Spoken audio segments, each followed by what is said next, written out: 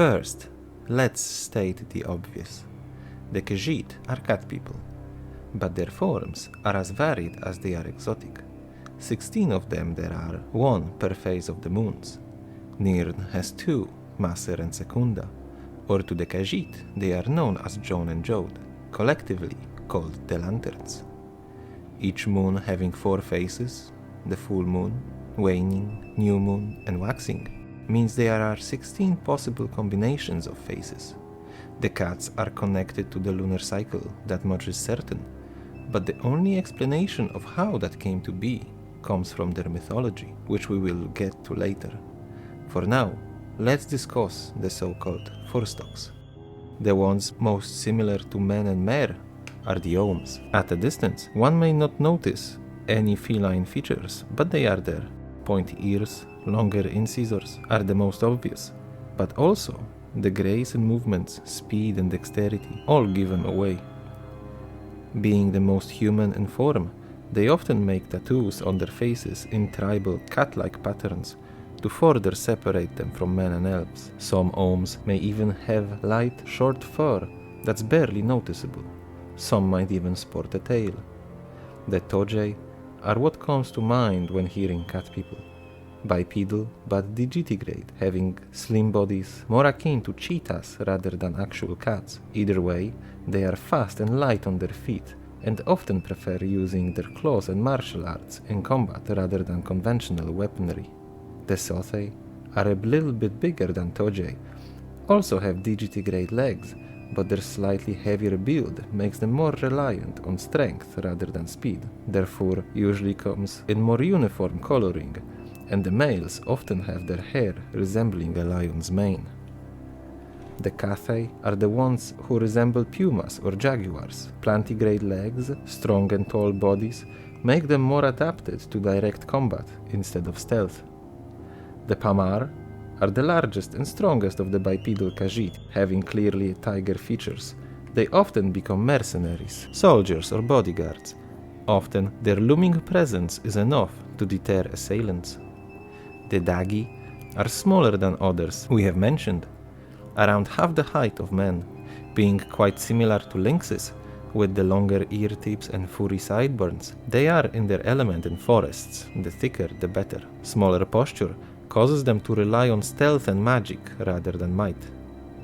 The Alfik are the smallest of the Forstocks.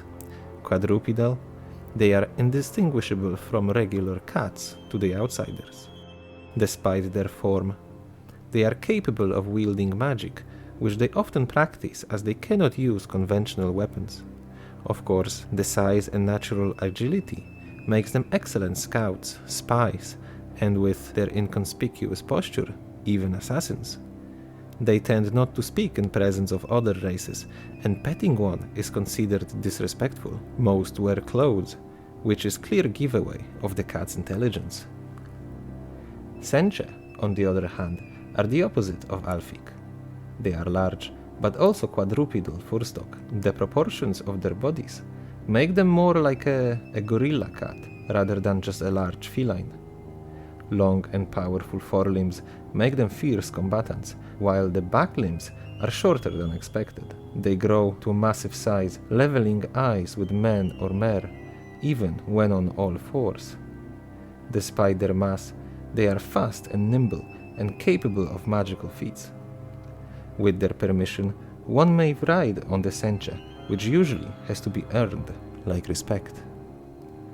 All these variants of Khajiiti form have the Racht form, which just means the individual is larger than a regular Forstock. To clarify one thing, at birth the Khajiit are very small. Their infants are all similar in size, and only in the first few weeks their form becomes apparent as they grow. In terms of lifespan, Khajiit live as long as men do. The Khajiit are very spiritual people. This reflects in many aspects of their culture, but most notably their martial arts, which they call claw dances. There are many forms of the art, but all remain obscure to the outsiders. If one wishes to practice and master a claw dance, they can join an adeptorium, led by a master who passes on his knowledge and experience. The claw dance is very much reliant on Khajiit's nimbleness, flexibility, and sense of balance. Therefore, it is unheard of man or mare to practice, let alone master one of them. Despite being called martial arts, to the catfolk they are a form of meditation, meant to relax and allowing to find inner peace.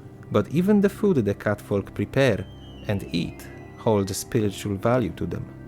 This is because of the infamous moon sugar, which the Khajiiti add to nearly everything. They believe the moon sugar is crystallized moonlight, which combined with their reverence for the moons, elevates this substance to an essential part of their religion.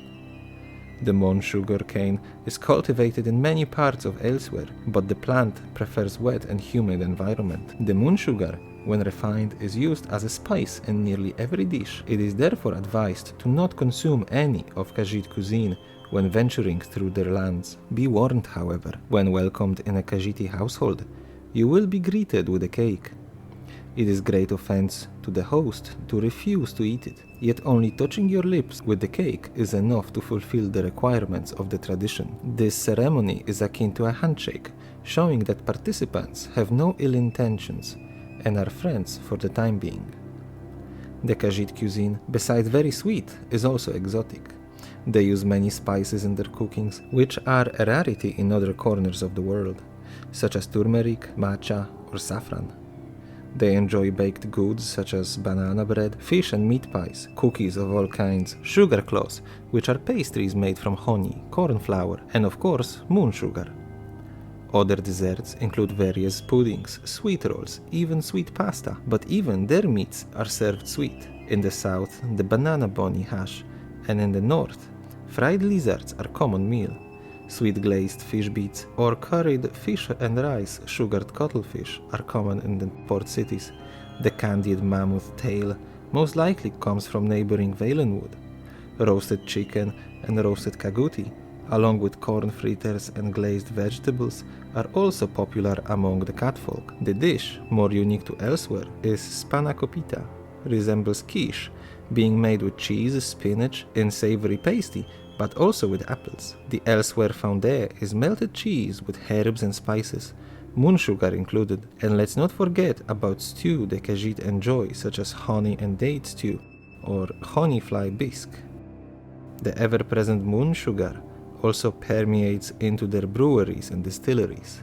Cane mead, fermented syrup, honey rum, sparkle syrup, and moon sugar rum are all potent alcoholic beverages to quench the thirst under the scorching sun. As mentioned before, the moon sugar is sacred to the catfolk, as they believe it is the light of the moons caught in waters of the Topal Bay, absorbed by the canes and crystallized into the holy substance. And of course, the moons are central to the Khajiiti faith, clearly visible in their depictions in art and architecture.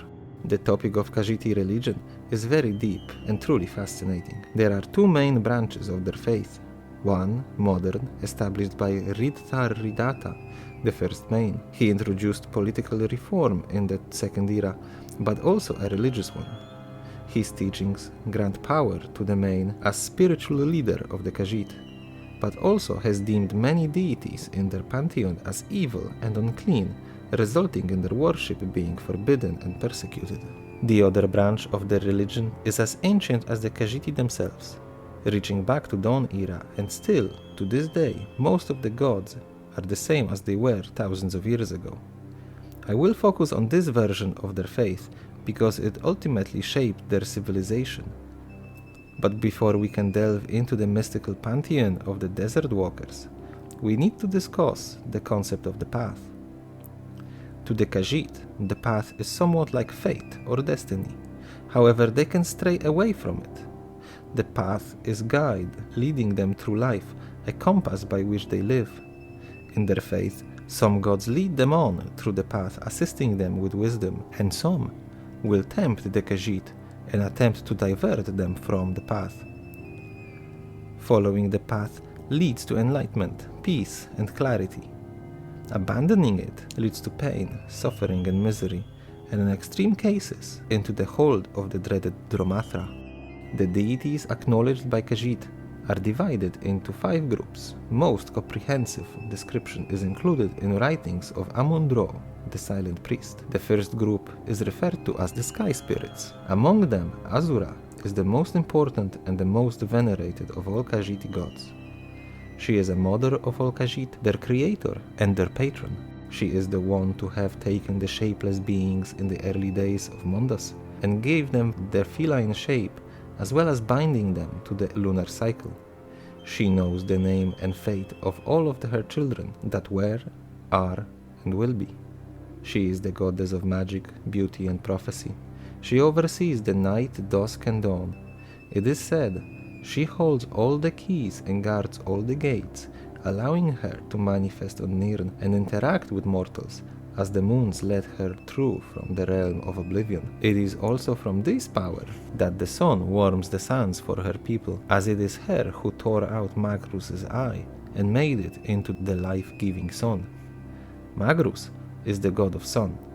During creation, he got into a fight with Boethra and Lorkaj, in which the former half-blinded him. He fled the confrontation and found himself in Moonshadow, Azura's domain. There, she judged him as she judges all Khajiit. Her verdict was that he was too cowardly to rule a realm of his own, and took his other eye. Joan and Jode, the moons, they are the remains of stillborn children of Fadomai. Azura has placed them in the night sky to protect Nirn from evil Daedra, as Jakajay, a barrier. In Taagra, they are called Zenrili and Zenji, and they rain love in the form of moonsugar. The first represents mercy, and the second, love. They are central to Khajiit art, often having the dual moons as centerpiece. Kenarthi is the goddess of winds and air. She is one to guide the souls of Khajiiti to Azura's gardens for judgment and then to Lesware, afterlife. It is also her who will summon all of the dead Khajiit souls to fight for the world before the next pounce, the new Kalpa. She aids Alkosh in keeping the flow of time steady. Lorkaj, the White Lion. He united all the spirits to create the world for Nirni, but since he was born in the Great Darkness, he was corrupted by it, and his idea trapped all spirits in the creation. He is a representation of duality of all Khajiit, their capability and capacity for good and evil. As you can see, the sky spirits are all entities of celestial nature, the moons, the sun, wind, dusk and dawn, as well as the dark moon in shape of Lorkaj. Next group is known as the worldly spirits. Nirni is a spirit of harmony. She was told by her mother, Fadomai, that she would have many children. She asked her brother Lorkaj to make a place for her children to live in, and so he tricked their other siblings into creating of the mortal realm. Nirni is Nirn, the planet we live on. She is said to be the only spirit more beautiful than Azura. She was jealous of Azura's favor in the mother's eyes, and when Azura gave shape to Khajiit, Nirni cursed the lands where they live to be of scorching sun and poisonous jungle. Ifer is the bastard son of Anur. Enamored with Nirni, he sought to woo her. He succeeded by making the first flower for her. He sired many of her children, out of which Azura made the catfolk. Other cultures view him as the storyteller, god of songs and tales, fitting considering that to the Khajiit he is prying, spying spirit who cannot keep a secret. It was him who told Nirni of Azura's chosen people, leading to their lands becoming rough and barren. In return, Nirni allowed him to give shape to his own people, and so he has made the Bosmer. Ancient stories tell that he is responsible for Daedra crossing into Mondas, probably from eavesdropping the secrets Fadomai told Azura, as she uses one secret to cross the lunar lattice, and another to make Khajiit. Other tales tell of him becoming corrupted by Namira's darkness, causing him to kill his beloved Nirni. Other spirits, Azura and Kenarthi, killed him in turn, and so made a cairn out of his bones to honor Nirni. As such, he became an earthbone and for his deeds and the animosity between Khajiit and the Bosmer, the catfolk no longer speak of him. Hircine is the spirit of the hunt, the god of pursuit, prowl, and pounce. At the dawn of time, he, along with Ifre, was a contender for Nirni's affection. When turned down, in despair he killed a Grachtelk, a chosen beast of Ifer. He is one of those who avenged Nirni after she was struck down by the forest god. Khajiit believe that Hircine can help them return to the path if they ever stray from it. Some believe he also sired children with Nirni, and those coming from him were chosen by Azura to become the catfolk. Being a father of all werebeasts, he spreads his gift in elsewhere too. Most common are were-lions and were-vultures. But to the spiritual Khajiit, any form of zoanthropy is blasphemy, as it is Azura and the moons that dictate their shape, not Hircine. Hermora is the spirit of the tides, a deep, dark, oceanic abyss. Also called the Watcher, he is the keeper of knowledge. He rules the infinite library on the bottom of the sea, which is often visited by Azura. Quite fitting that these two spirits walk hand in hand, as other cultures refer to Hermora as Prince of Fate. His relation with Azura makes more sense, as she is the goddess of prophecy. He assists Azura in maintaining the moons on their path, and through that maintain the barrier between Mundus and Oblivion. Sanguine is the blood god, but perhaps a more fitting title would be the god of flesh. He is not evil as other spirits can be, but all he encompasses tempts Khajiit to stray from the path. He is a testing spirit, and he must be overcome, and the best way to do so is to ignore him. He will attempt to invoke lust in his victims, be it lust for wealth, fame, courtship, and even pursuit of immortality or pursuit of exhilaration in narcotics. The worldly spirits are of surrounding us, material world, the planet itself, the nature, hunt and survival, seas and oceans, and the body. These spirits are interacted with regardless if one wishes for it or not. They are part of Mundus, so ingrained in its structure that they are part of us all.